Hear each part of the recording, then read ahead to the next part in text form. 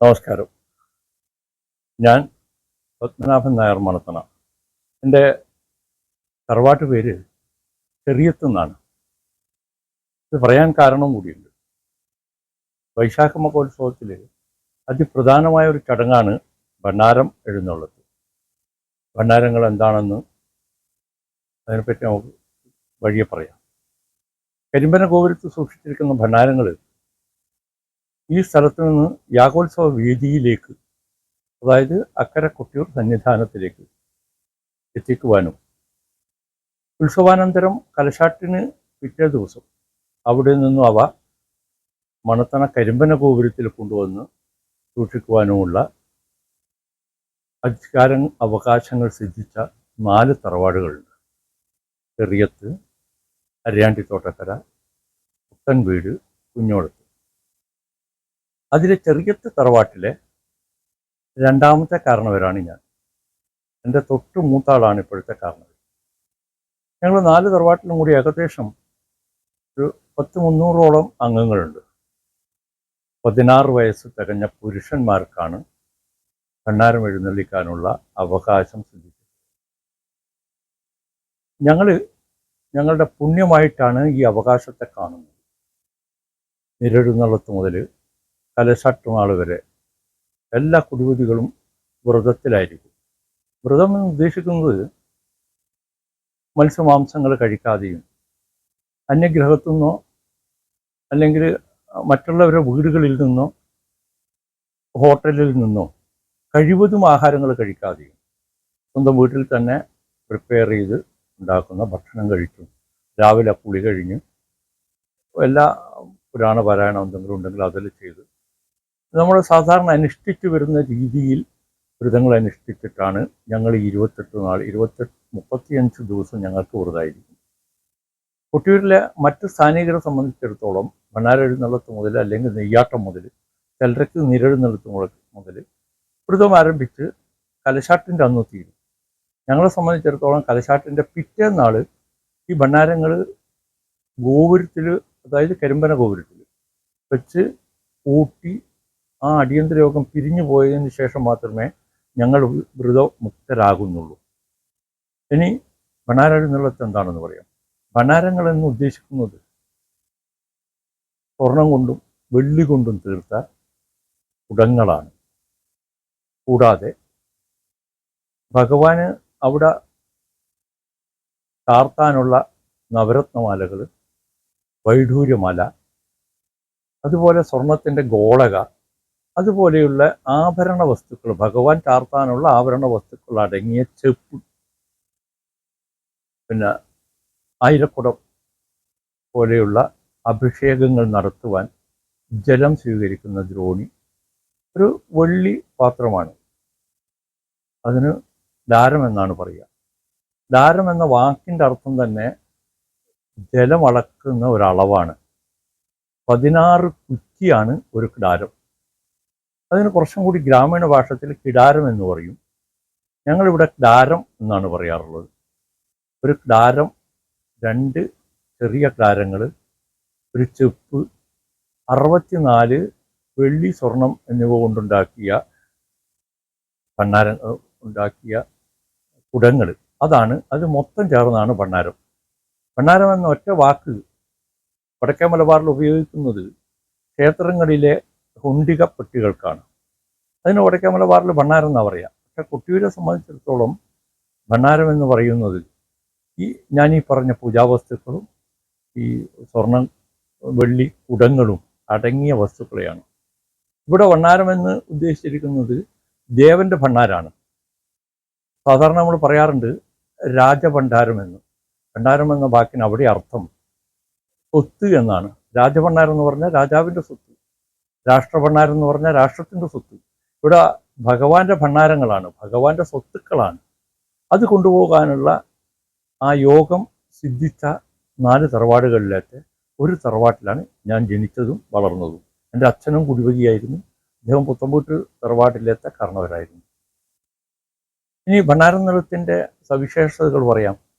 കൊട്ടിയൂർ ക്ഷേത്രത്തിൻ്റെ ഉത്സവം ചിട്ടപ്പെടുത്തിയിരിക്കുന്നത് 2 ഘട്ടങ്ങളിലായിട്ടാണ്. ഒരു ഘട്ടം പുറം ചടങ്ങ്, ഒരു ഘട്ടം അകഞ്ചടങ്ങ്. പുറംചടങ്ങ് എന്ന് പറയുന്നത് പുറക്കുവം പുറംചടങ്ങാണ്, നീരെഴുന്നള്ളത്ത് പുറംചടങ്ങാണ്, നെയ്യാട്ടം പുറംചടങ്ങാണ്.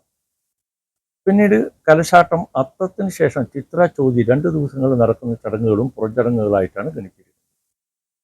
അകംചടങ്ങുകൾ തന്നെ 7ആയി തിരിച്ചിട്ടുണ്ട്. അതിലൊരു പ്രധാന ഘട്ടമാണ് ഭണ്ണാരം എഴുന്നള്ളത്ത്. പ്രധാന ദിവസമാണ് ഭണ്ണാരം എഴുന്നള്ളത്ത്.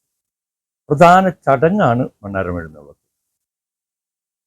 ഈ ഭണ്ണാരം എഴുന്നള്ളത്ത് എന്നുള്ളത് കുറേ ചടങ്ങുകൾ നടക്കുന്നുണ്ട്. അതെല്ലാം തന്നെ മണത്തണയിലാണ് നടക്കുന്നത്. കൊട്ടിയൂർ മഹാസന്നിധിയിൽ നിന്നും 18 കിലോമീറ്റർ പടിഞ്ഞാറ് മാറിയാണ് മണത്തണ എന്ന ഗ്രാമം. ഈ വൈശാഖ മഹോത്സവത്തിൻ്റെ ഏകദേശം എല്ലാ ചടങ്ങുകളും മണത്തണയിലാണ്. ഇവിടെ നഗരേശ്വരം എന്ന ഒരു മഹാശിവക്ഷേത്രം ഉണ്ടായിരുന്നു, വളരെ നൂറ്റാണ്ടുകൾ പഴക്കമുള്ള. ആ ശിവക്ഷേത്രത്തിൻ്റെ മുറ്റത്ത് വെച്ചായിരുന്നു ചടങ്ങുകളെല്ലാം മുൻകാലത്ത് തീരുമാനിച്ചിരുന്നത്. സമുദായം നിശ്ചയിച്ചിരുന്നത് ഈ ഗോപുരത്തിനടുത്ത് സ്ഥിതി ചെയ്യുന്ന ഈ ക്ഷേത്രമുറ്റത്ത് വെച്ചായിരുന്നു. ആ ക്ഷേത്രം കാലപ്പഴക്കം കൊണ്ട് തകർന്ന് ഇപ്പോഴും വീണ്ടും പുനരുദ്ധരിച്ചുകൊണ്ടേയിരിക്കുക. കൊട്ടിയൂർ ദേവസ്ഥത്തിൻ്റെ കീഴിലായിരിക്കുന്നുണ്ട്. ഇപ്പോഴും ക്ഷേത്രം പുരോഗമിച്ചുകൊണ്ടേയിരിക്കുന്നു. നഗരേശ്വരം എന്നാണ് ക്ഷേത്രത്തിൻ്റെ. പഴയ പല ഗ്രന്ഥങ്ങളിലും നഗരേശ്വരത്തെ പറ്റിയിട്ട് വളരെയധികം പ്രതിപാദിച്ചിട്ടുണ്ട്. അവിടെ നടക്കുന്ന ചടങ്ങുകളെ പറ്റിയും പ്രതിപാദിച്ചിട്ടുണ്ട്. അതായത് നമുക്ക് ഭണ്ണാരം എഴുന്നള്ളത്തിലേക്ക് തന്നെ തിരിച്ചു വരാം. ഭണ്ണാരം എഴുന്നള്ളത്തിന് ആദ്യം തന്നെ നടക്കുന്ന അന്നത്തെ പ്രധാന ചടങ്ങ് കൊട പോക്കാണ്. കൊട വരവ് എന്നാണ് പറയാറ്. കുടവരവ് കൊട്ടിയൂരാണ് നമ്മൾ എന്നുള്ള ആ വിശ്വാസത്തിലാണ് നമ്മൾ കുടവരവ് എന്ന് പറയുന്നത്. കൊട പോക്ക് എന്നാരും പറയാറില്ല. ഭണ്ണാരം പോക്ക് എന്നാരും പറയാറില്ല. ഭണ്ണാരം വരവാണ്. നെയ്യമൃത് വരവാണ്. നെയ്യമൃത് പോക്ക് എന്ന് പറയാറില്ല. കലം വരവാണ്. കലം പോക്ക് എന്ന് പറയാറില്ല. എവിടെ നിന്നിട്ട് പോക്ക് എന്ന് പറയാറില്ല. കൊട്ടിയൂരിലത്തെ മുഴുവൻ ചടങ്ങുകളും വരവാണ്. പോക്കെന്ന് ആരും പറയാറില്ല. ചെലവല്ല, വരവാണ്. അപ്പോൾ നമ്മൾ കൊട്ടിയൂരാണ് ഇരിക്കുന്നത്, ആ ഭഗവത് സന്നിധിയിലാണ് ഉള്ളത് എന്ന വിശ്വാസത്തിലാണ് ഭണ്ണാരം വരവ് എന്ന് പറയുന്നത്. ഭണ്ണാരം എഴുന്നള്ളത്ത് നാളിൽ രാവിലെ തന്നെ കൊട വരവാണ്. കൊട നമുക്ക് വേണമെങ്കിൽ അതിനെ പോക്ക് എന്ന് ഇപ്പോൾ താൽക്കാലികമായിട്ട് പറയാം. തൃശ്ശൂർ വന്ന സ്ഥാനത്ത് കുറിച്യന്മാരുടെ, കാട്ടുവാസികളായ കുറിച്യന്മാർ ആരാധിക്കുന്ന ഒരു സ്ഥലമുണ്ട് കിഴക്കേ നടയിൽ. ആ കിഴക്കേ നടയിലത്തെ മലോൻ ദേവസ്ഥാനം എന്നാണ് പറയാം. അവിടുത്തെ പൂജാരിയും തന്ത്രിയും എല്ലാം കുറിച്യനാണ്. അത് ആ സ്ഥലത്തേക്ക് അതിന് പ്രത്യേക ഷെഡല്ല, അല്ലെങ്കിൽ പ്രത്യേകമായിട്ടൊന്നും കിട്ടില്ല. അതിൻ്റെ മേൽക്കൂരി ഒരു കുടയാണ്, ഒരു ഓലക്കുട. അമ്മാറക്കൽ എന്ന് പറയുന്ന സ്ഥലം നമ്മളെ തിരുവഞ്ചിറയിലുണ്ട്. ആ തിരുവഞ്ചിറയിലെ അമ്മാറക്കൽ ഒരു തറയാണ്. ആ തറയെയും മൂടിയിരിക്കുന്നത് അതിൻ്റെ മേൽക്കൂരിയും ഒരു കുടയാണ്. ഇത് രണ്ടു കൂടാതെ തൃശ്ശൂർമന്നിലത്തെ വഴിവിളക്ക് എന്ന് പറയും. മണിത്തറക്ക് തൊട്ട് താഴെയായി, മണിത്തറയോട് ചേർന്ന് കൊണ്ട് തൊട്ട് താഴെയായി സദാ എരിഞ്ഞുകൊണ്ട് ഒഴിക്കുന്ന ഒരു വിളക്കുണ്ട്. ആ വിളക്കിനുള്ള മേൽക്കൂരിയും ഒരു കുടയാണ്. കൂടാതെ 4 ഊരാളം നാർക്ക് സ്ഥാനിക ചിഹ്നമായിരിക്കുന്ന കുട. ഇതാണ് കുട വരവിന് ഉപയോഗിക്കുന്ന കുടകൾ. ഈ കുടകൾ മുഴുവനും മണത്തണയിൽ നിന്ന് മടഞ്ഞ് ശരിയാക്കി അത് നിർമ്മിച്ച് ഭണ്ണാരം എഴുന്നള്ളത്ത് ദിവസം രാവിലെ കൊട്ടിയൂരിലേക്ക് കൊണ്ടുപോകും. അതാണ് കുടവരവ്. അതിനുശേഷം പൂതനാക്കൂര് എന്നൊരു സങ്കല്പ സ്ഥലമുണ്ട്. അത് ഈ കരിമ്പന ഗോപുരത്തിന് ഒരു 100 മീറ്റർ അടുത്തായിട്ടാണ് പൂതനാക്കുൽ പറയുന്നത്. ദേവഗണങ്ങൾക്ക് ഭക്ഷണം കൊടുക്കുന്നു എന്നാണ് പൂതനാക്കുൽ സങ്കല്പം. ദേവഗണങ്ങളും ഈ ഭണ്ണാരത്തോടനുബന്ധിച്ച് വരുന്ന ദേവഗണങ്ങൾക്ക്, മനുഷ്യർക്കാണ് സാധാരണഗതിയിൽ ചോർളം കൊടുക്കുക, ദേവഗണങ്ങൾക്ക് നിവേദ്യമാണ് നൽകുന്നത്. അത്തരത്തിലുള്ള നിവേദ്യം നൽകാൻ വേണ്ടി ആണ് പൂതനാക്കുൽ തറയിൽ അന്ന് നിവേദ്യവും പരിപാടികളെല്ലാം ഉണ്ട്. പൂതനാക്കുലാണ് അന്നത്തെ പൂജകളും എല്ലാം നടക്കുന്നത്. യോഗി എന്ന ഒരു വിഭാഗക്കാരാണ് അതിൻ്റെ. കീരോചാമി എന്നാണ് അവരെ കൊട്ടിയൂരിലത്തെ പേര്. കീരോചാമി എന്ന് പറയുന്നത് യോഗികൾ എന്ന് പറയുന്നത് ശാക്തേയ കർമ്മങ്ങൾ നടത്തി വരാൻ, പാരമ്പര്യമായി ശാക്തേയ കർമ്മങ്ങൾ ചെയ്തു വരുന്ന ഒരു ഹിന്ദുവിലത്തെ ഒരു വിഭാഗമാണ് യോഗി ഗുരുക്കന്മാർ.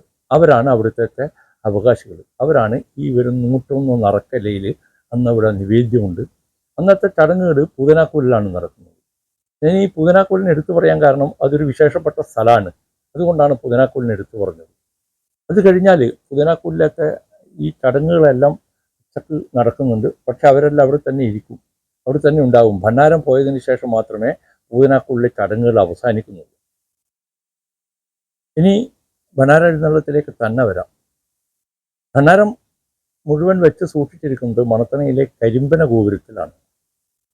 കരിമ്പന ഗോപുരത്തിൽ സൂക്ഷിച്ചിരിക്കുന്ന ഭണ്ഡാരങ്ങൾ ഈ പറയുന്ന ദേവന്റെ സ്വത്തുക്കൾ മുഴുവനും തന്നെ ഒരു അറയിലാണ് അവിടെ സൂക്ഷിച്ചിരിക്കുന്നത്.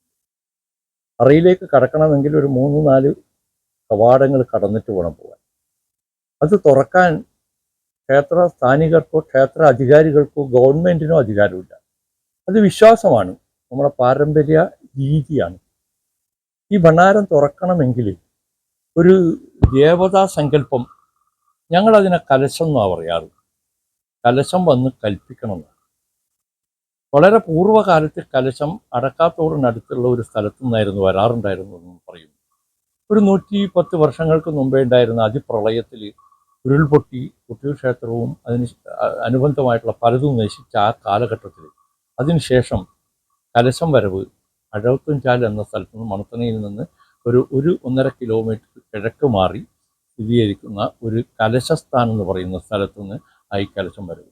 ഒരു ദേവതാ സങ്കല്പത്തിൻ്റെ ഒരു ദേവിയുടെ ഒരു അമ്മയുടെ ഒരു അമ്മ ദൈവത്തിൻ്റെ രൂപം കെട്ടി അത് അവിടെ നിന്ന് നടന്ന് ഇങ്ങോട്ടേക്ക് വരും. ആ വരുന്ന വഴിക്ക് ഒരു 2-3 സ്ഥലങ്ങളിൽ അത് കയറി അവിടെ വിശ്രമവും അവരെ ഇളനീര് കഴിക്കലും അങ്ങനെ ചില ചടങ്ങുകളെല്ലാം ഉണ്ട്. അതിനുശേഷം അത് ഈ ദേവതാ സങ്കല്പം നേരെ ഗോപുരത്ത് നടയിലേക്ക് വരും. ഗോപുരത്തിൻ്റെ മുറ്റത്തേക്ക് കയറുന്നതിൻ്റെ ഒരു 6-7 അടി മുമ്പോട്ടായിട്ട് അവിടെ ഒരു പാലമുണ്ട്, ഒരു കരിങ്കൽ പാലാണ്. എത്രയോ നൂറ്റാണ്ടുകൾക്ക് മുമ്പേ ഉള്ള പാലാണ്. ഇന്നും അതിനൊരു കേടില്ലാതെ നിൽക്കുന്നു. ഗോപുര നട പലപ്പോഴായിട്ട് കല്ല് കെട്ടി വൃത്തിയാക്കിയിട്ടുണ്ട്, പലപ്പോഴായിട്ട് അതിൻ്റെ കെട്ടെല്ലാം പൊളിച്ച് പുതുതായിട്ട് കെട്ടിയത്. ആ സമയത്തൊന്നും കരിങ്കൽ പാലം അനക്കിയിട്ടില്ല, കരിങ്കൽ പാലം പോയിട്ടില്ല. ആ കരിങ്കലിൻ്റെ പാലം ഇപ്പോഴും അവിടെ ഇരിക്കുന്നുണ്ട്. അത് ഒരു സങ്കല്പ കല്ലാണ്, ഒരു സങ്കല്പ സ്ഥലം. അതിനപ്പുറത്തോട്ട് പോകാൻ പാടില്ലാത്ത ആൾക്കാരുണ്ട്. അത് ജാതിയടിസ്ഥാനത്തിലല്ല. കൊട്ടിയൂർ ക്ഷേത്രത്തിലത്തെ ഒരു ഉത്സവവും ഒരു ചടങ്ങും ജാതിയടിസ്ഥാനത്തിലല്ല, എല്ലാം തറവാട്ടടിസ്ഥാനത്തിലാണ്. അപ്പോൾ ജാതി അടിസ്ഥാനത്തിലല്ല ഈ പാലം കടക്കാതിരിക്കാൻ പറഞ്ഞിരിക്കുന്നത്, അതും തറവാട്ടടിസ്ഥാനത്തിലാണ്. ദുർദേവതകൾക്ക് അങ്ങോട്ടേക്ക് പ്രവേശനമില്ല എന്നാണ് അതിൻ്റെ സങ്കല്പം. ആ ദുർദേവതകളെ അകറ്റാനുള്ള 2 രൂപങ്ങൾ ഗോപുരത്തിൻ്റെ ആ കന്മതിലിൽ കുത്തിവെച്ചിട്ടുണ്ട്. ആ 2 രൂപങ്ങൾ ദുർദേവതകളെ അങ്ങോട്ട് അടുപ്പിക്കാതിരിക്കും എന്നാണ് ഞങ്ങളുടെ വിശ്വാസം. എല്ലാ ഭക്തരുടെയും വിശ്വാസം അത് തന്നെയാണെന്ന് എനിക്ക് തോന്നുന്നു. ഏതായാലും ആ കരിങ്കപ്പാലത്തിനടുത്ത് എത്തിയതിന് ശേഷം ഈ കലശം എന്ന ദേവതാ സങ്കല്പം ഊരാളന്മാരടങ്ങിയ അടിയന്തര യോഗം എന്ന് പറയും. ഊരാളന്മാർ 4 ഊരാളന്മാർ,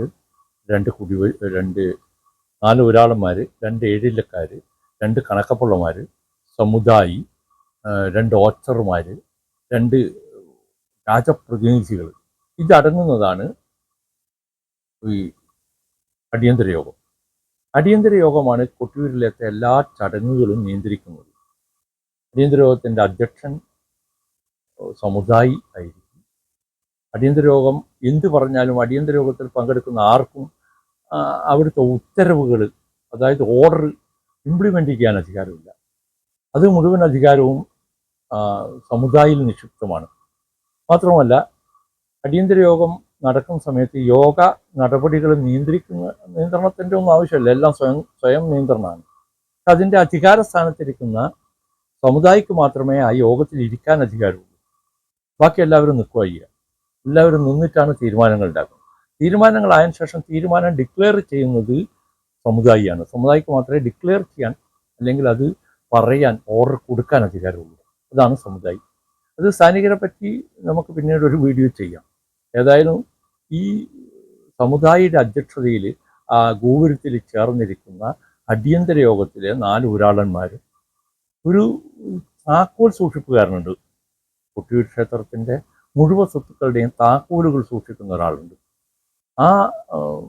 അയാളും അവിടെ ഉണ്ടാവും. അയാൾ അടിയന്തര യോഗം അങ്ങല്ല എങ്കിലും മണാളൻ എന്നാണ് അദ്ദേഹത്തിൻ്റെ ഇവിടുത്തെ സ്ഥാനിക നാമം. മണാളൻ്റെ കയ്യിലാണ് താക്കോലുകൾ സൂക്ഷിക്കുക. എല്ലാ ഊരാളന്മാരും 4 ഊരാളന്മാരുടെ കയ്യിലും ഓരോ താക്കോലുകളുണ്ട്. അങ്ങനെ 4 5 കതകുകൾ, 4 5 കവാടങ്ങൾ തുറക്കാനുണ്ട്. എല്ലാ കവാടത്തിനും 4 പൂട്ട് വീതം ഉണ്ടാവും. ആ 4 പൂട്ടിൻ്റെ ഓരോ താക്കോലും ഓരോ ഊരാളന്മാരുടെ കയ്യിലുണ്ടാവും. ആ ഊരാളന്മാരും അടങ്ങുന്ന അടിയന്തര യോഗം തീരുമാനിച്ചെങ്കിൽ മാത്രമേ ഗോപുരത്തിൻ്റെ ഈ കവാടങ്ങൾ തുറക്കുന്ന അകത്തെ ഈ അറയിൽ പ്രവേശിക്കാൻ സാധിക്കൂ. അറയിലാണ് ഭണ്ഡാരങ്ങൾ സൂക്ഷിക്കുന്നത്.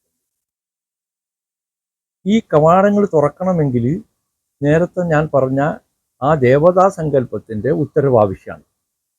അപ്പോൾ കലശം എന്ന് പറയുന്ന ദേവതാ സങ്കല്പം ഗോപുരത്തിനടയിലെ ഈ പാലത്തിനടുത്ത് വന്നു നിൽക്കുകയും സമുദായിയെ വിളിക്കുകയും ചെയ്യും. ഇപ്പോൾ ജാതി അടിസ്ഥാനത്തിലല്ല കൊട്ടിയൂർ ക്ഷേത്ര ഉത്സവം നിശ്ചയിച്ചിരിക്കുന്നതെന്നറിയാം. കാരണം ഈ പറയുന്ന ദേവതാ സങ്കല്പം കെട്ടിവരുന്നത് പെരുവണ്ണാൻ സമുദായക്കാരാണ്. ഈ സമുദായി എന്ന് പറയുന്നത് ബ്രാഹ്മണ സമുദായത്തിൽപ്പെട്ട ആളാണ്. ഒരു നമ്പൂതിരി സമുദായത്തിൽപ്പെട്ട ഉന്നത കുലജാതനായിരിക്കുന്ന നമ്പൂതിരി സമുദായത്തിൽപ്പെട്ട ആളായിരിക്കും. അദ്ദേഹത്തെ പറ്റി പറയുന്നത് സമുദായി അപാര പണ്ഡിതനായിരിക്കുമെന്നാണ്. പഴയ കാലത്ത് സമുദായിയെ വർണ്ണിച്ചിട്ടുണ്ട് ചില പുസ്തകങ്ങളിൽ. സമുദായി അതീവ പണ്ഡിതനാണ്. ഏറ്റവും ശ്രേഷ്ഠന്മാരിൽ ഒരാളെ, ധാരാളം പണ്ഡിതന്മാരുടെ അപേക്ഷ വരും.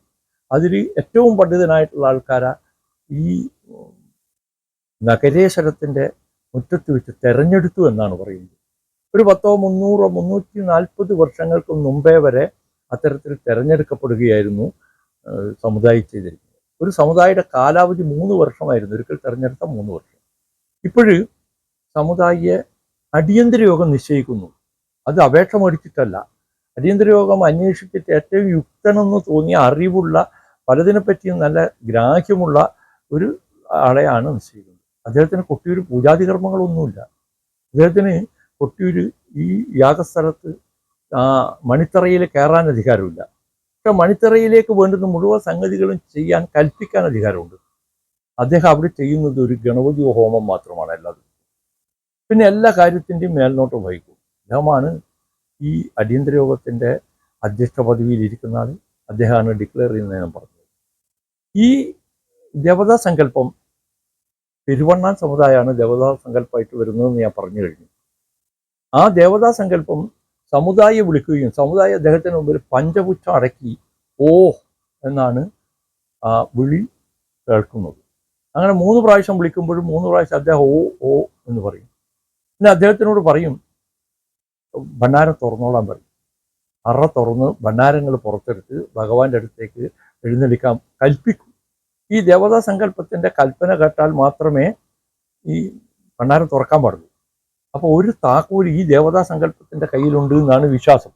ഒരു താക്കോൽ കൊടുത്തയക്കും. ഒരു സാങ്കല്പിക താക്കോൽ ദേവതാ സങ്കല്പം കൊടുക്കുന്നു. അത് മണാളൻ്റെ കയ്യിലാണ് ദേവതാ സങ്കല്പം കൊടുക്കുക. മണാളൻ അത് കൊണ്ടുവന്നിട്ട് സമുദായിയുടെ കയ്യിൽ കൊടുക്കുന്നു. സമുദായി ആ കണക്കപ്പുള്ളി ഏൽപ്പിക്കും. കണക്കപ്പുള്ള ആ താക്കോൽ ഉപയോഗിച്ച് ആദ്യത്തെ പൂട്ട് തുറക്കുന്നു. തുടർന്ന് ഊരാളന്മാരുടെ കയ്യിലുള്ള താക്കോലുകൾ ഓരോന്നായി വാങ്ങിച്ച്, അപ്പോൾ ഒരാളിൻ്റെ കയ്യിൽ 4 5 താക്കോലുണ്ട്. അത്രയും വാതിലുകളുണ്ട് ഇതിനകത്ത്. ഞാനത് മുഴുവൻ ഇപ്പോൾ വിവരിക്കുന്നില്ല. ആ വാതിലുകളെല്ലാം തുറന്ന് അറയിലേക്ക് പ്രവേശിക്കാൻ ഇവർക്ക് ആർക്കും അധികാരമില്ല. അപ്പോൾ 3ാമത്തെ അകത്താണ് അറയുള്ളത്. ആ അകത്ത് പ്രവേശിക്കാൻ ചപ്പാരൻ ക്ഷേത്രത്തിലെ ശാന്തിക്കാരായിരിക്കുന്ന 7 ഇല്ലക്കാർക്ക് മാത്രമേ അധികാരമുള്ളൂ. 7 ഇല്ലക്കാരിലും എല്ലാവർക്കും പാടില്ല. 7 ഇല്ലക്കാരിലെ ഏറ്റവും മൂത്ത ആൾ അറവാതിക്കിൽ ചെന്ന് നിന്ന് അറ തുറക്കുന്നു. അറയുടെ താക്കോല് അപ്പോഴും ഇരിക്കുന്നത് സമുദായ വശാണ്. സമുദായി കൊടുക്കുന്ന താക്കോൽ ഉപയോഗിച്ച് അറ തുറക്കുന്നു. ആ അറയിലാണ് ഭണ്ഡാരങ്ങൾ സൂക്ഷിച്ചിരിക്കുന്നത്. ഈ 7 ഇല്ല തറവാട്ടിലെ കാരണവർക്ക് അറയിലേക്ക് നോക്കാൻ അധികാരമില്ല. അറയിൽ വെളിച്ചമൊന്നുമില്ല. ഒരു കാല് അറയിലും ഒരു കാല് പുറത്തും വെച്ച്, അതായത് ഇടത് കാല് അറക്കകത്തും വലത് കാല് പുറത്തും വെച്ചിട്ടാണ് ഓരോ ഭണ്ഡാരങ്ങളായിട്ട്, ഓരോ സ്വർണ്ണക്കുടം വെള്ളിക്കുടങ്ങളായിട്ട് അകത്തുനിന്ന് എടുക്കുന്നത്. അങ്ങനെ കുടങ്ങളെല്ലാം എടുത്തു കഴിഞ്ഞതിന് ശേഷം ഞാൻ നേരത്തെ പറഞ്ഞ ദ്രോണി എടുക്കുന്നു, വെള്ളിക്ക് ഡാരം എടുക്കുന്നു, ചെപ്പ് എടുക്കുന്നു. ചെപ്പിലാണ് സ്വർണ്ണങ്ങളും വൈഡൂര്യമാല, നവരത്നമാല പോലെയുള്ളവകൾ അതെല്ലാം എടുത്ത് അദ്ദേഹം, പിന്നെ ശംഖ്, പിന്നെ അതെല്ലാം അതിനകത്താണ് ഉണ്ടാവുക. വലംപിരി ശംഖ് അതെല്ലാം പുറത്തേക്കെടുത്ത് സമുദായിയുടെ നേതൃത്വത്തിൽ, സമുദായി കാണെ കണക്കപ്പുള്ളിയെ ഏൽപ്പിക്കുകയും കണക്കപ്പുള്ള അത് കുടിപതികളെ ഏൽപ്പിക്കുകയും ചെയ്യും ഓരോന്നോരോന്നായിട്ട്. കുടിപതികൾക്ക് ഒന്നാം അകത്ത് കയറാം, രണ്ടാം അകത്ത് ഇയാൾക്ക് മാത്രമേ കയറാൻ പാടുള്ളൂ, കണക്കപ്പുള്ളക്ക് മാത്രം. മൂന്നാമത്തെ അകത്ത് കയറാൻ ഈ ഏഴില്ലക്കാർക്ക് മാത്രമേ അധികാരമുള്ളൂ. അത് മുഴുവൻ ഏഴില്ലക്കാർക്കില്ല, ഒരാൾക്ക്. ഇതിൽ ഏറ്റവും മൂത്ത ആൾ അല്ലെങ്കിൽ ആരാണോ അറയിൽ പ്രവേശിക്കാൻ അവർ തീരുമാനിച്ചു വരുന്ന അയാൾക്ക് അധികാരമുണ്ട്. അപ്പോൾ അത് ആ ചിട്ട, ആ രീതി, അത് ഞങ്ങളുടെ ഒരു വിശ്വാസമാണ്. ആ വിശ്വാസത്തിൻ്റെ കെട്ടുറപ്പിലാണ് ഇത് മുഴുവൻ അവിടെ നിലനിൽക്കുന്നത് എന്നുള്ളൊരു അന്ന് മറ്റൊരു വിശ്വാസം ഞങ്ങളെ ആ കെട്ടുറപ്പിലേക്ക് നയിക്കുന്നു. അപ്പോൾ അതിനെ ആരും ചോദ്യം ചെയ്യാറില്ല, സമുദായയുടെ തീരുമാനത്തെ ആരും ചോദ്യം ചെയ്യാറില്ല. എന്തുകൊണ്ട് അതിനകത്ത് പോലീസുകാർക്ക് കയറിക്കൂടാ, അല്ലെങ്കിൽ ഊരാളന്മാർക്ക് കയറിക്കൂടാ, അല്ലെങ്കിൽ എക്സിക്യൂട്ടീവ് ഓഫീസർക്ക് കയറിക്കൂടാ, ഞാൻ കയറും എന്ന് ഇന്നുവരെ ആരും പറഞ്ഞിട്ടില്ല, നാളെ വിട്ട് പറയുന്നു എനിക്ക് തോന്നുന്നില്ല. ഇന്നത്തെ രീതിയിൽ ഞങ്ങളുടെ ആ വിശ്വാസമാണ് അതിനെ കൊണ്ടു നടക്കുന്നത്. ആ വിശ്വാസപ്രകാരം ഭണ്ഡാരങ്ങൾ എടുത്ത് പുറത്തേക്ക് വെച്ച് കഴിഞ്ഞാൽ വെല്ലസ്ലി തകർത്ത ഒരു ഗോപുരം, നമ്മുടെ മഹാനായ പഴശ്ശി രാജാവിൻ്റെ അന്ത്യത്തിന് ശേഷം വെല്ലസ്ലി ഒരു ഗോപുരം തകർത്തിട്ടുണ്ട്. അത് കൊട്ടിയൂർ ക്ഷേത്രത്തിൻ്റെ ഏറ്റവും വലിയ, ഏറ്റവും പഴക്കമേറിയ ഒരു ഗോപുരമായിരുന്നു എന്നാണ് പറയുന്നത്. ഇരുവാരക്കെട്ടുകളായിരുന്നു അതിനെന്ന് പറയുന്നത്. 2 ചുമരുകളുടെ നടുക്ക് മണൽ നിറച്ചിട്ടാണ് അത്രയും നിർമ്മിച്ചിട്ടുള്ളത് എന്നുള്ളൊരു വിശ്വാസം ഞങ്ങളുടെ നാട്ടിലുണ്ട്. ഏതായാലും അത് പൊളിച്ചതിൻ്റെ ഒരു 10-60 ലോഡ് കല്ലുകൾ ഇപ്പോഴും ആ പ്രദേശത്ത് വീണ് കിടക്കുന്നുണ്ട്. അതിനകത്ത് 2 കിണറുകളുണ്ട്, അതിന് പൊളിഞ്ഞ ഭാഗങ്ങൾ കാണാനുണ്ട്. അതിൻ്റെ ഒരു ഭാഗത്ത് ഒരു വരാന്ത എന്ന് നമുക്ക് പറയാവുന്ന സ്ഥലത്ത് ഈ ഭണ്ഡാരങ്ങളെല്ലാം ഞങ്ങൾ കൊണ്ടുപോയിട്ട് എണ്ണി വെക്കും. അപ്പോൾ ഞങ്ങളെ ഏൽപ്പിച്ചിരിക്കുന്ന ഭണ്ഡാരങ്ങൾ സാധാരണഗതിയിൽ 64 എണ്ണമാണ് കൊണ്ടുപോകാൻ. ചിലപ്പോൾ 65 ഉണ്ടാവും, ചിലപ്പോൾ 59 ഉണ്ടാവുള്ളൂ, ചിലപ്പോൾ 63 ഉണ്ടാവുള്ളൂ. ഏതായാലും 64 കവിയാത്ത ഭണ്ഡാരങ്ങൾ ഞങ്ങളവിടെ കൊണ്ടുപോകും. ആളെണ്ണം അനുസരിച്ചിട്ട് ഞങ്ങളത് കാവാക്കി കിട്ടും. ഓരോ ഭണ്ഡാരം 2 ഭണ്ഡാരം പണച്ചിട്ട് ഒരു വലിയ മുളം തടിയിൽ കെട്ടി കാവാക്കും. അത് ഒറ്റ ഭണ്ഡാരങ്ങളാണ് കാവാക്കുക. 7 എന്ന് പറയുമ്പോൾ 14 ഭണ്ഡാരങ്ങൾ, 7 കാവ്, 5 കാവ്, 9 കാവ് എന്നല്ല പറയാം ഞങ്ങളതിന്. ആ 9 ആണെങ്കിൽ 18 ഭണ്ഡാരങ്ങൾ ഒരു കാവിൽ കോർത്ത് വെച്ചിട്ടാണ് അവിടെ നിന്നും കൊട്ടിയൂരിലേക്ക്, തൃച്ചെറുമണ്ണിലേക്ക് യാത്ര പുറപ്പെടും. അത്ര ആയിക്കഴിഞ്ഞാൽ അടിയന്തര യോഗത്തിന് കൽപ്പന പ്രകാരം കണക്കപ്പുള്ള കുടിപതികൾ ഒരുങ്ങിയോ എന്ന് ചോദിക്കും. 3 പ്രാവശ്യം ഇത്തരത്തിൽ വിളിച്ചു ചോദിച്ചാൽ ഒരുങ്ങിയെങ്കിൽ ഒരുങ്ങി എന്ന് പറയാം. അപ്പോൾ ഞങ്ങൾ ഒരുക്കം കഴിഞ്ഞാൽ ആദ്യമായിട്ട് വന്നിട്ട് അനൗപചാരികമായിട്ട് ഒന്ന് നോക്കും. അപ്പോൾ എല്ലാ ഒരുക്കങ്ങൾ കഴിഞ്ഞു എന്ന് കണ്ടാൽ ഔപചാരികമായിട്ട് വിളിച്ച് ചോദിക്കും, കുടിപതികൾ ഒരുങ്ങിയോ? ആദ്യത്തെ ചോദ്യത്തിന് തന്നെ ഞങ്ങൾ ഒരുങ്ങി എന്ന് പറയും. എന്ന് പറയാൻ പാടില്ല, ഒരാളൊക്കെ സംസാരിക്കാൻ പാടുള്ളൂ. ഏറ്റവും മൂത്ത ആൾ ഒരുങ്ങി എന്ന് പറയും. രണ്ടാമതും ചോദിക്കൂ, കുടിപതികൾ ഒരുങ്ങിയോ? ഒരുങ്ങി. മൂന്നാമതും ചോദിക്കൂ, കുടിപതികൾ ഒരുങ്ങിയോ? ഒരുങ്ങി എന്ന് പറഞ്ഞു കഴിഞ്ഞാൽ ഓച്ചറെ പാണിമുട്ടു എന്ന് പറയും. ഓച്ചറോട് പാണി കൊട്ടാനാ പറയാം. പാണികൊട്ട്, പാണികൊട്ട്, പാണികൊട്ട് 3 പ്രാവശ്യം പറഞ്ഞു കഴിയുമ്പോൾ ഓച്ചർ പാണി എന്ന വാദ്യം ശബ്ദം ഉണ്ടാക്കും. പാണി എന്ന വാദ്യം ശബ്ദിപ്പിക്കാൻ തുടങ്ങും, അല്ലെങ്കിൽ കൊട്ടാൻ തുടങ്ങും. ഒരു മരം എന്ന് പറയുന്ന ചണ്ട പോലെയുള്ള ഒരു ഉപകരണവും ഒരു ചേങ്ങല പോലത്തെ ഒരു ഉപകരണം, അത് രണ്ടും ചേർന്നതാണ് കൊട്ടിയൂരിലെ പാണി. പാണി ശബ്ദം കേട്ടപാടെ കുടിപതികൾ ഭണ്ഡാരങ്ങളുമായിട്ട് യാത്ര തുടങ്ങി. ആദ്യമായിട്ട് ഭണ്ഡാരങ്ങൾ പൂതനാക്കുൽ, നേരത്തെ ഞാൻ പറഞ്ഞു, ഒരു 10, 150, 200 മീറ്റർ അപ്പുറം മാറിയിരിക്കുന്ന പൂതനാക്കുൽ തറയിലെത്തും.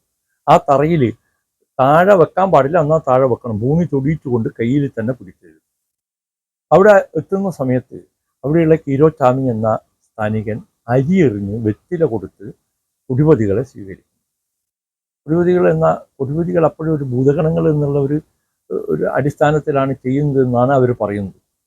അവിടുന്ന് അരി എറിഞ്ഞ് വെറ്റില കൊടുത്ത് അവരെ സ്വീകരിച്ചിട്ട് യാത്രയാക്കുന്നു. പിന്നെ അത് കൊട്ടിയൂരിലേക്കുള്ള യാത്രയാണ്. കൊട്ടിയൂരിലേക്ക് പോയി കഴിഞ്ഞാൽ കേളകത്തിനപ്പുറത്ത് വില്ലേജ് ഓഫീസ്, ഇപ്പോഴത്തെ വില്ലേജ് ഓഫീസ് ഇരിക്കുന്നതിനപ്പുറം കുറച്ചും കൂടി മുന്നോട്ട് പോയി കഴിഞ്ഞാൽ അവിടെ ഒരു കുരിശ് കാണാം.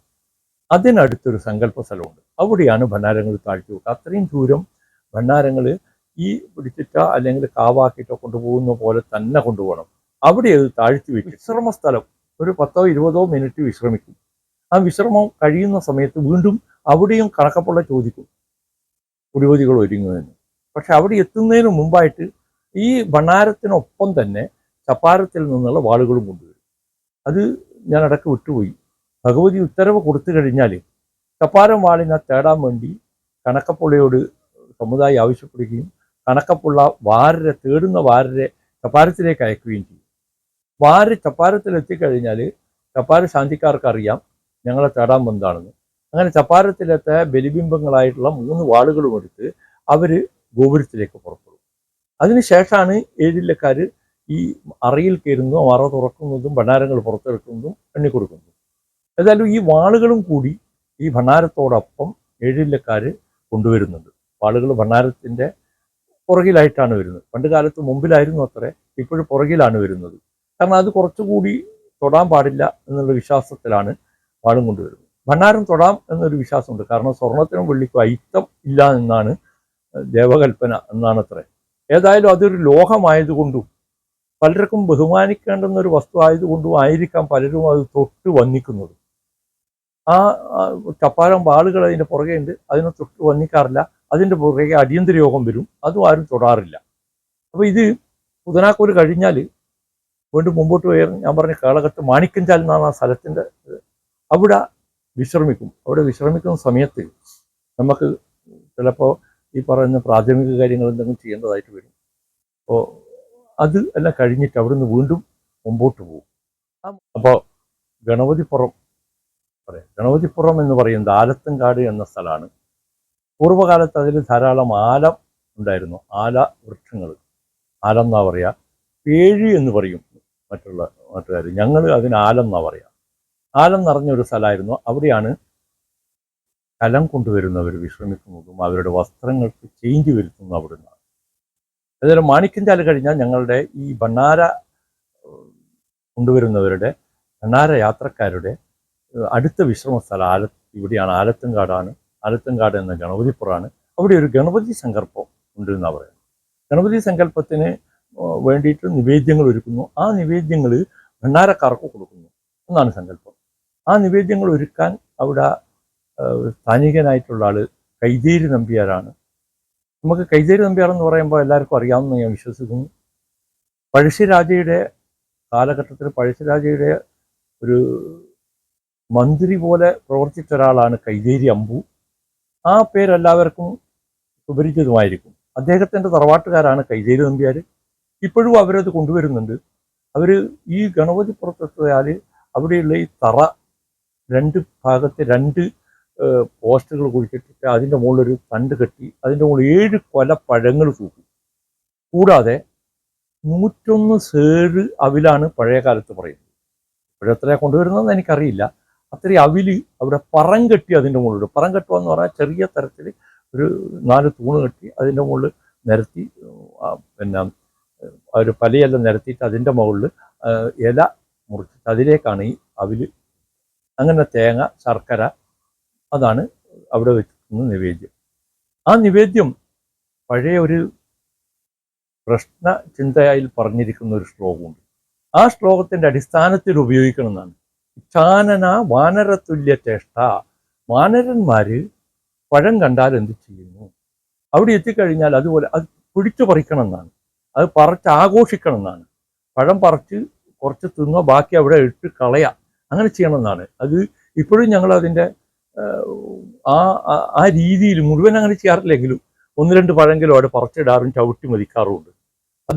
അതാണ് ഞങ്ങൾക്ക് തന്നിരിക്കുന്ന ഞങ്ങളുടെ പൂർവിക ഉപദേശം. ചാനന വാനരതുല്യ ചേഷ്ട.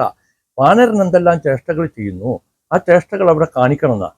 ഈ ഭണ്ണാരവാഹകർ അത്തരം ചേഷ്ടകൾ അവിടെ ചെയ്യണം, അല്ലെ ചെയ്തിട്ടുണ്ട്, അല്ലെങ്കിൽ ചെയ്തിരുന്നു എന്നാണ് പറയുന്നത്. അത് ഇന്നും ഞങ്ങളത് അക്ഷരം പ്രതി സ്വീകരിക്കുന്നു. അവിടെ എത്തിക്കഴിഞ്ഞാൽ ഈ പഴം പിടിച്ചു പറിക്കുക വയ്യ, തിന്നാൻ വേണ്ടിയിട്ടല്ല. ഏതായാലും സന്ധ്യക്ക് രാത്രിയാണല്ലോ ഭണ്ണാരം എന്നുള്ളത്. ഭണ്ണാരം കൊണ്ട് ഒരു 2 മണിക്കൂർ 2-2.5-3 മണിക്കൂറോളം ഏകദേശം ആവും ഞങ്ങളെ നടത്തം. അപ്പോൾ അവിടെയെല്ലാം എത്തുന്ന സമയത്ത് എല്ലാവരും നന്നായിട്ട് വിശന്നിട്ടും ഉണ്ടാവും, നന്നായിട്ട് ദാഹവും ഉണ്ടാവും. വഴിക്കുന്നൊന്നും വെള്ളം കുടിക്കാറില്ല, ഭക്ഷണവും കഴിക്കാറില്ല. ഈ ഗണപതിപ്പുറത്ത് ഞങ്ങൾക്ക് വേണ്ടിയിട്ട് ഇതാക്കി വെച്ചിരിക്കുന്ന സാധനം അതുമാത്രമേ ഞങ്ങൾ കഴിക്കാറുള്ളൂ. വെള്ളവും അവിടെ ഇപ്പം അടുത്ത കാലത്തായിട്ട് ദേവസ്വം വെള്ളം അവിടെ സ്വരൂപിച്ചിട്ടുണ്ടാവും. അല്ലെങ്കിൽ അതിൻ്റെ അപ്പുറം ഒരു തോടുണ്ടായിരുന്നു. എൻ്റെ എല്ലാം ചെറുപ്പകാലത്ത് ആദ്യമായിട്ട് ഞാൻ ഭണ്ണാരം വെച്ച് പോകുന്ന സമയത്ത് അവിടെ തോട്ടുനിന്നായിരുന്നു വെള്ളം എടുത്ത് കുടിച്ചുകൊണ്ടിരുന്നത്. ഇപ്പോൾ ആ തോടെല്ലാം മലീമസമായതുകൊണ്ട് ദേവസ്വം അവിടെ ചെപ്പ് കുടത്തിൽ വെള്ളം സ്വീകരിച്ച് വെച്ചിരുന്നത്. ആ വെള്ളം കുടിച്ച് ഈ അവിടെ ഞങ്ങൾക്ക് വേണ്ടിയിട്ട് അറേഞ്ച് ചെയ്ത് വെച്ചിരിക്കുന്ന ഈ അവിലും പഴവും അതെല്ലാം കഴിച്ച് ബാക്കിയുള്ളവർക്കും കൊടുക്കും. ഞങ്ങളെ കൂടെ വരുന്ന ഈ ഒരാളന്മാർ, പിന്നെ സമുദായി ഒഴിച്ചിട്ട് ബാക്കി എല്ലാവരും അത് കഴിക്കും. സമുദായി ഒന്നും കഴിക്കില്ല, കണക്കപ്പുള്ള കഴിക്കും. ബാക്കി എല്ലാവരും ഇത് കഴിച്ചിട്ട് ഈ നിവേദ്യം കഴിച്ചിട്ടാണ് വരിക. സമുദായി ബ്രാഹ്മണനായതുകൊണ്ട് കഴിക്കാത്തതല്ല, സമുദായിക്കൊന്ന് ഭക്ഷണം പാടില്ല. സമുദായി അന്ന് ഭണ്ഡാരം നെളുത്ത് നാളിൽ പൂർണ്ണനായിട്ടുള്ള ഉപവാസമാണ്. അദ്ദേഹം രാവിലെ മുതൽ ആ ഭണ്ഡാരം കൊട്ടിയൂർ അവിടെ എത്തി അവിടെ സമർപ്പിച്ച് കഴിഞ്ഞാൽ അദ്ദേഹത്തിൻ്റെ ഡ്യൂട്ടി, അന്നത്തെ ഡ്യൂട്ടി അവസാനിക്കുന്നതോടുകൂടി കുളിച്ച് അദ്ദേഹത്തിൻ്റെ കയ്യാലയിൽ പോയിട്ട് മാത്രമേ വെള്ളം കുടിക്കുകയുള്ളൂ. അപ്പോൾ കുറച്ച് സമയമല്ല, ഞങ്ങളൊരു 4-5 മണിക്കൂറാണ് വെള്ളം ആഹാരം കഴിക്കാതിരിക്കുന്നുണ്ടെങ്കിൽ ഈ സമുദായം എന്ന് പറയുന്ന ആൾ ഏകദേശം 12 മണിക്കൂർ ഉപവാസമാണ്. ദാഹിച്ച് വെള്ളം കുടിക്കാൻ പാടില്ല എന്നാണ് നിയമം. അതുകൊണ്ട് സമുദായം ഒഴിച്ച് ബാക്കി എല്ലാവരും ഈ നിവേദ്യ വസ്തുക്കൾ അനുഭവിക്കും, അത് സ്വീകരിക്കും, അത് കഴിക്കാറുണ്ട്. അതിനുശേഷം ഇവിടെയും ആവർത്തിക്കും കുടിവതികൾ ഒരുങ്ങിയോ എന്നുള്ള ആവർത്തനം. ഞങ്ങൾ ഒരുങ്ങിക്കഴിഞ്ഞാൽ ഒരുങ്ങി എന്ന് പറഞ്ഞു കഴിഞ്ഞാൽ അവിടെ നിന്ന് വീണ്ടും യാത്ര തുടങ്ങി. ഈ നേരത്തെ പറഞ്ഞ മാതിരി പാണി കൊട്ടാൻ പറയും. പാണിയുടെ ഒച്ച ശബ്ദം കുടിവതികൾ കേൾക്കാൻ പാടില്ല, ഭണ്ഡാരവാഹകർ കേൾക്കാൻ പാടില്ല എന്നാണ് നിയമം. അതുകൊണ്ട് പാണി കൊട്ടുന്ന സമയം ഞങ്ങൾ സ്പീഡിൽ പോകും. അവിടുന്ന് പോകുന്നു, പാമ്പറപ്പാൻ എത്തുന്നു. പാമ്പറപ്പാൻ എത്തിക്കഴിഞ്ഞാൽ ഭണ്ഡാരങ്ങൾ ഓങ്കാര ശബ്ദം മുഴക്കാൻ പാടില്ല, ഒരു തികഞ്ഞ നിശബ്ദതയും പാടില്ല. അവിടം വരെ കൂക്കി വിളിച്ച് ശബ്ദങ്ങൾ, കൂവൽ രൂപത്തിൽ ശബ്ദങ്ങൾ ഉണ്ടാക്കിയിട്ട് അല്ലെങ്കിൽ അങ്ങനെയുള്ള ശബ്ദങ്ങൾ പുറപ്പെടുവിച്ചിട്ടായിരുന്നു വന്നതെങ്കിൽ പാമ്പറപ്പാൻ അപ്പുറം വളരെ നേരിയ ശബ്ദം. അത് മാത്രമല്ല, പാമ്പറപ്പാൻ കഴിഞ്ഞാൽ നടക്കാനല്ല ഓടാനാണ് പറഞ്ഞിട്ടുള്ളത്. അവിടുന്ന് ഓടി, വലിയ സ്പീഡിൽ ഓടില്ല, ചെറിയ സ്പീഡിൽ ഓടി ഇക്കര ക്ഷേത്രത്തിനകത്ത് ഭണ്ഡാരം കയറ്റാൻ പാടില്ല. ഇക്കര ക്ഷേത്രത്തിൽ ഭണ്ഡാരമോ ഭണ്ഡാരവാഹകരോ കയറാൻ പാടില്ല. അവിടെ ഞങ്ങൾ എത്തിക്കഴിഞ്ഞാൽ കൂവളത്തറയിൽ, ആ കൂവളത്തിന് താഴെയായിട്ട് ഭണ്ഡാരങ്ങളെല്ലാം അവിടെ താഴ്ത്തി വെക്കും. അപ്പോഴേക്കും അവിടെ അന്ന് നിവേദിച്ച അപ്പം ഉണ്ടാവും, ഉണ്ണിയപ്പം. പണ്ട് കാലത്ത് 1001 അപ്പമായിരുന്നു. ഇപ്പം അത് കണക്കൊന്നും പറയാറില്ല. ഒരു മുറം അപ്പാണ് പണ്ട് കാലത്ത് തരാറുള്ളത്. ഇപ്പോഴും മുറത്തിലാണ് തരുക, ചടങ്ങ് മുറത്തിൽ തരണം എന്നാണ്. അതിപ്പോഴും ദേവസ്വം വളരെ, അല്ലെങ്കിൽ അധികൃതർ, അല്ലെങ്കിൽ അടിയന്തര യോഗം ഇപ്പോഴും അത് പാലിച്ചിട്ട് ഒരു മുറം അപ്പം ഞങ്ങൾക്ക് കൊടുക്കും. അത് ഞങ്ങളുടെ മുണ്ടിലേക്ക് ഒരാൾ, അതൊരാളെ മേടിക്കാൻ വേണ്ടിയിട്ട് അർഹതപ്പെടുത്തിയിട്ടുണ്ടാവും, അല്ലെങ്കിൽ അധികാരപ്പെടുത്തിയിട്ടുണ്ടാവും. ഞങ്ങളെ കൂട്ടത്തിൽ 101 ആളും പോയിട്ട് മേടിക്കാനാവില്ല, അല്ലെങ്കിൽ 15 ആളും പോയിട്ട് മേടിക്കാനാവില്ല, ഒരാൾ പോകും. അദ്ദേഹം അത് വാങ്ങിക്കേണ്ട ഒരു രീതിയുണ്ട്. ആ തോർത്തിൻ്റെ ഒരു ഭാഗം കഴുത്തി ചുറ്റി മറ്റേ 2 തലയും പിടിച്ച് ഇയാൾ അങ്ങോട്ട് നോക്കാൻ പാടില്ല, വലത്തോട്ട് തിരിഞ്ഞ് ഇങ്ങനെ പിടിച്ചു കൊടുക്കണമെന്നാണ്. ആ പിടിച്ച തോർത്തിലേക്ക് കൊട്ടിയൂർ ക്ഷേത്രത്തിലത്തെ പൂജാരി, അവിടുത്തെ അന്നത്തെ ആരാണോ പൂജ ചെയ്ത് അയാൾ മുറം തിരിച്ചിട്ട് ഇട്ട് കൊടുക്കും. മുറത്തിൻ്റെ കൊമ്പ് ഭാഗം പിടിച്ചിട്ട് തിരിച്ച് ചെരിഞ്ഞു കൊടുക്കും. ആ അപ്പവും തിന്ന് അവിടെ പാനക വെള്ളം റെഡിയാക്കിയിട്ടുണ്ടാവും. ആ പാനകവും കുടിച്ച് വിശ്രമിച്ച് കഴിഞ്ഞപ്പോൾ, ഏകദേശം വിശ്രമെല്ലാം കഴിയുന്ന സമയത്ത് വീണ്ടും ആ വിശ്രമം ഏകദേശം കഴിയാറായാൽ, കഴിഞ്ഞു എന്ന് തോന്നിക്കഴിഞ്ഞാൽ കണക്കപ്പുള്ള വീണ്ടും ചോദിക്കുന്നു കുടിവതികൾ ഒരുങ്ങിയോ എന്ന്. ഞങ്ങൾ ഒരുങ്ങിയെന്ന് പറഞ്ഞു കഴിഞ്ഞാൽ ഓച്ചറോട് പാണി കൊട്ടാൻ പറയും. പാണി കൊട്ടിത്തുടങ്ങിയോട് കൂടിയിട്ട് ഭണ്ഡാരവാഹകർ ഭണ്ഡാരങ്ങളുമായിട്ട് മുന്നോട്ട് പോകും. അതിന് തൊട്ടു പുറകെ ചപ്പാരത്തിലെ 3 വാളുകൾ കൊണ്ടുവരും. ഞങ്ങളെ കൂടെ തന്നെ ഇങ്ങനെ വരുന്ന ആ 3 വാളുകളുമായിട്ട് ചപ്പാരൻ ക്ഷേത്ര തന്ത്രിമാരും ഉണ്ടാവും. അതിൻ്റെ തൊട്ടു പുറകെ ഇക്കര ക്ഷേത്രത്തിലെ ബലിബിംബങ്ങളായ ഭഗവാന്റെയും അമ്മേൻ്റെയും 2 ബലിബിംബങ്ങളും അവിടുത്തെ പൂജാരിമാർ, ആ അർഹതപ്പെട്ട, ഒന്ന് പടിഞ്ഞിക്ക് ഒന്ന് അവിടുത്തെ പൂജാരിയാണ്, അതിന് അർഹതപ്പെട്ടവരുണ്ട്, അവരതും വഹിച്ചിട്ട് കൂടെ ഉണ്ടാകും. അതിൻ്റെ തൊട്ടു പുറകെ തലേ ദിവസം നെയ്യാട്ട നാളിൽ മുതിരേരിയിൽ നിന്നും എത്തിയൊരു ഒരു വാളുണ്ട്. വാൾവരവിലെ പ്രധാനപ്പെട്ട വാൾ, അത് കൊണ്ടുവന്ന ആൾ അതും കൊണ്ട് അതിൻ്റെ പുറകെ വരും. അതിന് പുറകെ അടിയന്തര യോഗവും മറ്റുള്ള ആൾക്കാരും എല്ലാം കൂടിയിട്ട് ആണ് കൊട്ടിയൂരിലേക്ക് എത്തിപ്പെടുന്നത്. അതാണ് അത് അവിടെ എത്തിക്കഴിഞ്ഞാൽ ഞങ്ങളെ ഏൽപ്പിച്ച, അതായത് ഞങ്ങളെന്ന് പറയുന്നത് ഈ ഭണ്ഡാരം സ്വത്തുക്കൾ ഏൽപ്പിക്കപ്പെട്ടിരിക്കുന്ന കുടിവതികളിൽ അത് മുഴുവൻ അവിടെ അയച്ച് അവിടെ മണിത്തറയിൽ കമഴ്ത്തി കൊടുക്കും. കമഴ്ത്തി കൊടുത്ത് അവിടെ നമസ്കരിച്ച് അതിൻ്റെ എണ്ണം കണക്കപ്പുള്ളിയെയും സമുദായിയെയും ബോധിപ്പിച്ചതിന് ശേഷം അവിടെ നിന്ന് ഞങ്ങൾ തൊഴുത് ഭഗവാനെ കണ്ട് തിരിച്ചു വരികയും ഈ ചപ്പാരത്തിലെ വാളുകൾ ഭണ്ഡാരറയിൽ വെച്ച് പൂജിക്കുകയും നെയ്യാട്ട നാൾ കൊണ്ടുവന്നിരിക്കുന്ന വാള് ഭണ്ണാരറയിൽ തന്നെ മറ്റൊരു പീഠത്തിൽ സ്ഥാപിക്കുകയും ചെയ്യും. ഇത്രയായി കഴിഞ്ഞാൽ ഭണ്ണാരം എഴുന്നള്ളത്തെന്ന് ചടങ്ങ് കഴിഞ്ഞു. ഇതാണ് ഭണ്ണാര എഴുന്നള്ളത്തിനെ പറ്റി പറയാനുള്ളത്. നമസ്കാരം. ഭഗവാനേശ്വരൻ.